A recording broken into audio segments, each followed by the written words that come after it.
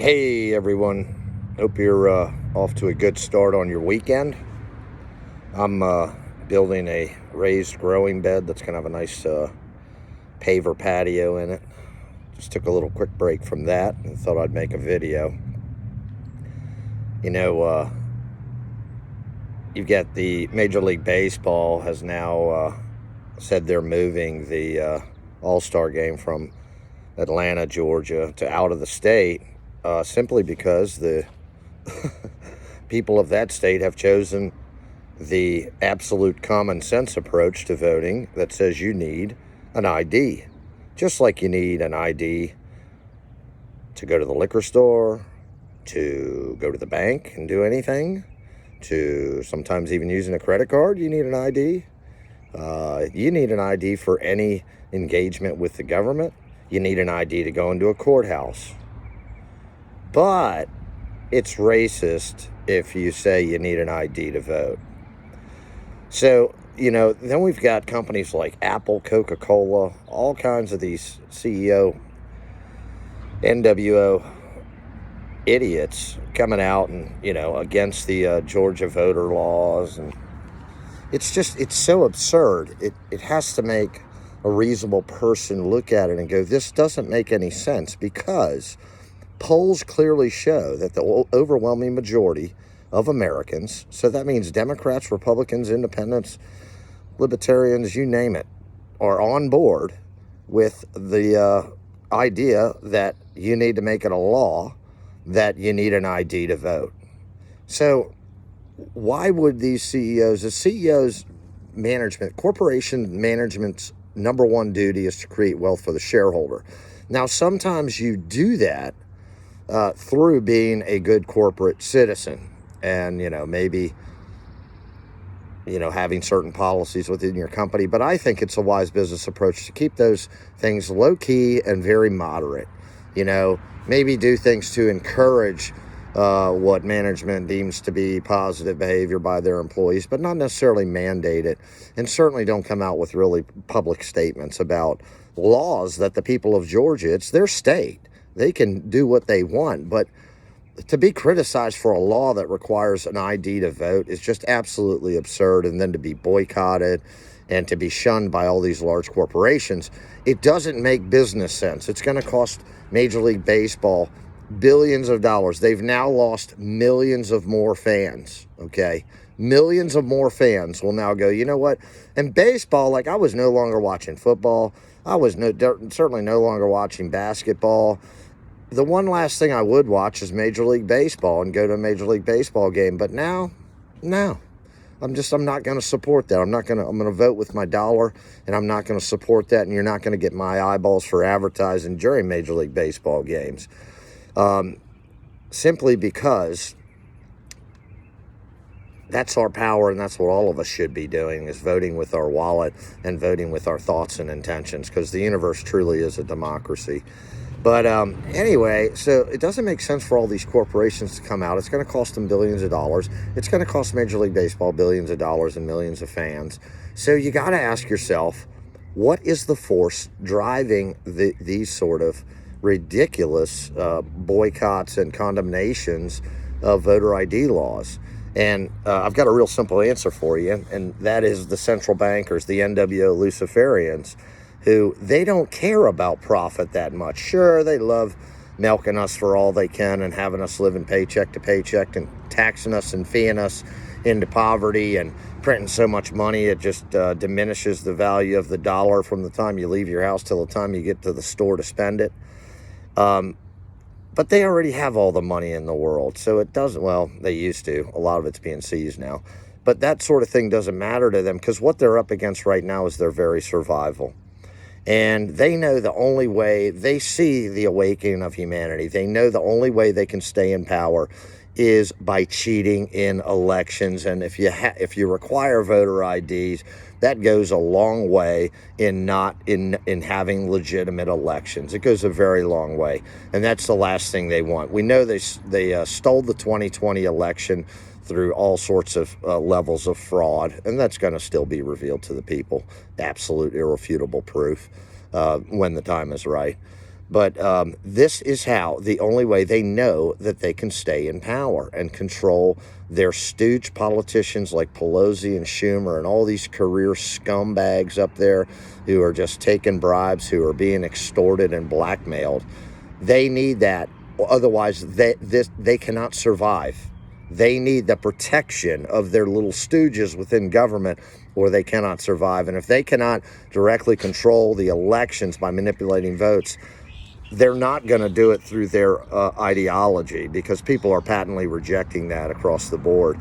So a reasonable person, and please share this video, because a lot of the folks listening to this initially, you're already going to know this, but this is really a video designed to share with your family and your friends who maybe are on the way to being awakened, partially awakened, or still asleep, and ask them to ask that question, how it makes sense to see these businesses like Major League Baseball, like Apple, like Coca-Cola, come out and be fervently against voter ID laws. Why? Well, profitability is not the explanation. I don't think you can make a good argument that corporate, being a good corporate citizen isn't a good argument here. And so you got to ask yourself, what is the force behind that? And the force is the bankster, New World Order Luciferians, who don't care about profit because they already have all the money in the world. So please, pass that on. Give that some thought every day, folks, and go, yeah, you're right. That doesn't make any sense. And hey, maybe you don't buy my explanation that the banksters own it all. They do. They own so much of these corporations through shell companies and stock transfers, and the banks own it, okay? They own virtually everything. And the profitability is not more important to them than their survivability. But I was listening to Scott McKay, Street Fighter Forkin' Patriot, and guy's great.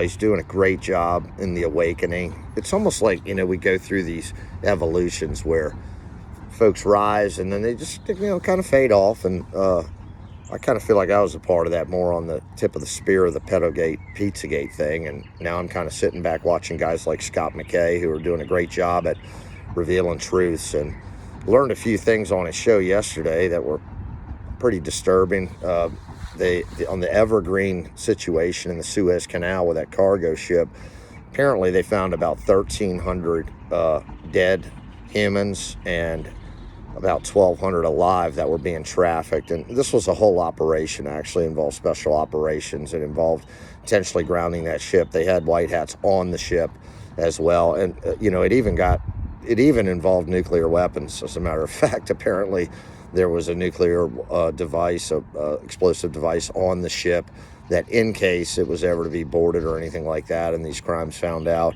that it would be detonated. But that was apparently their ability to detonate that was thwarted in advance of the mission, and they boarded the craft and took care of some people, and of course uncovered evidence of crime. So that was interesting. He also talked about, unfortunately, and he said, he likes David Wilcock, and I love David Wilcock. I think he's a brilliant mind. I do believe it's a strong possibility he's the reincarnation of Edgar Casey.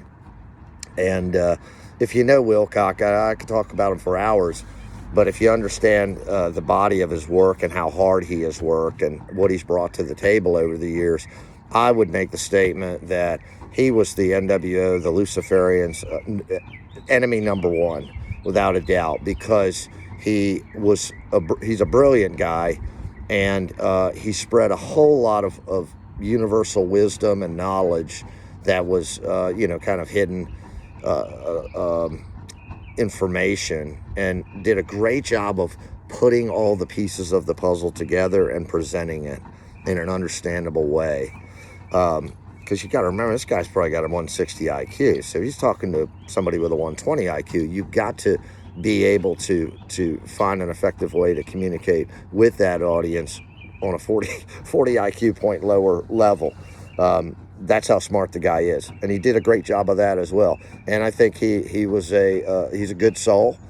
Unfortunately, McKay announced that, and he implied that it was Elizabeth, that Wilcock has become a victim of MK Ultra mind control, which is a very powerful tool that evil uses against us. And that was done due to the infiltration of Elizabeth, who is his wife. That's sad news to me if it's true. I have been wondering why Wilcock he's just not doing much anymore as far as live streams. It seems to be fading farther and farther away. And he used to be very involved in the disclosure and talking about the White Hat operations and a lot of good inside information within the government. He's got a lot of great contacts, and now he's just kind of shut down. So it sort of makes sense that he's been gotten to. Somebody that's a victim of MK Ultra, it's not like their soul has turned dark. They have been brainwashed, and they're a victim of that. And hopefully he'll be able to have access to some healing soon. Hopefully the White Hats are well aware of this and working on that.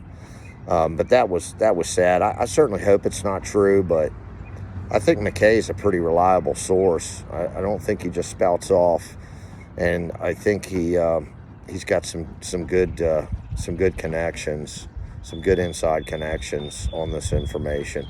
But if that is the case, I hope that the powers that are capable of bringing the sort of healing that's needed for an MK Ultra victim, I hope that those powers are rallying in order to come to the aid of a true tip of the spear patriot for humanity that David Wilcock is. So let's all keep that in our thoughts and prayers, those of you who follow Wilcock, and let's manifest that reality. Let's co-create his healing and his liberation from that sort of mind control. And anyway, guys, I think I think it's obvious to anyone that really looks at the details that this really is a production. I think it's an ongoing White Hat production. Joe Biden is not really truly in the real White House. He's in a Castle Rock studio. There's photographic and videographic evidence of that. If you analyze those two places, because Castle Rock had that Oval Office set and White House set for, I guess, West Wing and some other show too, I believe. And, if you look at the details of those from photographs and videos, you can clearly tell that he is at least shooting some of these things from the White Castle studio. So, and some would contend that the White House is absolutely shut down, that children were brought from underground tunnels in that area as well as other parts of D.C., and that the White House has been shut down, and Joe Biden has not occupied the White House. And he's really not an actual president, and the military is actually in charge. And I don't find it hard at all to believe that it is indeed all just a production. And it is designed, as I understand it, to try to awaken more people. In other words, allow the NWO to continue down the path they would have, but it's really all scripted. And it's using actors, and it's forcing some of these criminals who were stooges of the NWO to play their role in the script, so that people basically have, a buyer's remorse with voting for Joe Biden and getting rid of Trump, and who was a true patriot, and bringing the deep state back into the government, even though we know the majority didn't vote for him. But there's still a significant number of millions out there who did. And this is an attempt to wake them up. And I think this has gone on for far too long. I think that unless there are other mitigating circumstances, if it's all just a matter of trying to flip enough people, well, they've had enough time to flip. With as much information that's out there and the internet at your fingertips, and you're able to take in a lot of different opinions and process them through discernment to try to come to a reasonable understanding of the truth, that opportunity is out there for anybody that wanted to take it. And it's been out there for a long, long, long time. Those who have not chosen by free will to take that information and process it and discern and try to come up with the truth, and instead, I call it, they're intellectually and spiritually lazy, in my opinion. They want to be spoon-fed information, and they don't want it to deviate too far from what their understanding is of the way in which they perceive the world. Even though it may not be a very positive perception, they're comfortable with it because they're used to it. So I think it's time that we just let the freight train of information hit those people who have chosen not to open their eyes square in the forehead And the cards fall where they may. They can either deal with it or not. And they have nobody else but themselves to blame. This is a universe of free will. We can try to help them as much as we can. But at the same time, our rights, the awakened's rights, free people's rights are being infringed upon, having to live in this kabuki theater garbage for any longer. You know, we have rights as well, too. We have rights to the truth. We have rights to live a joyful and prosperous life. Okay, white hats? So let's get the ball rolling. Let's get the truth out there.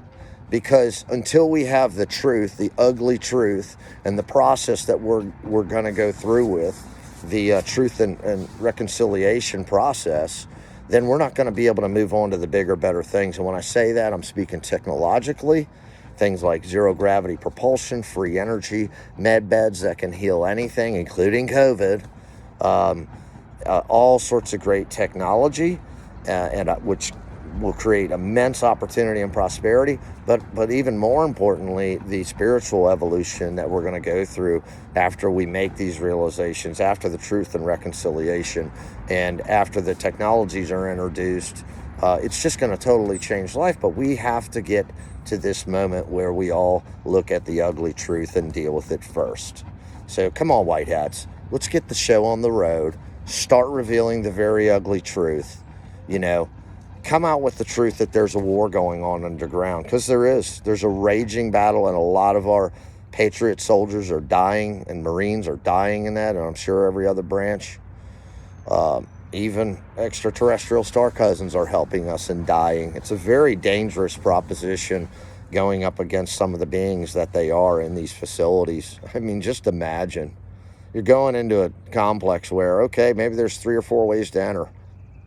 That's pretty easy to defend against an assault when there's 3 or 4 ways to enter, especially if the objective is not just to destroy. In other words, you have hostages, you have children in there.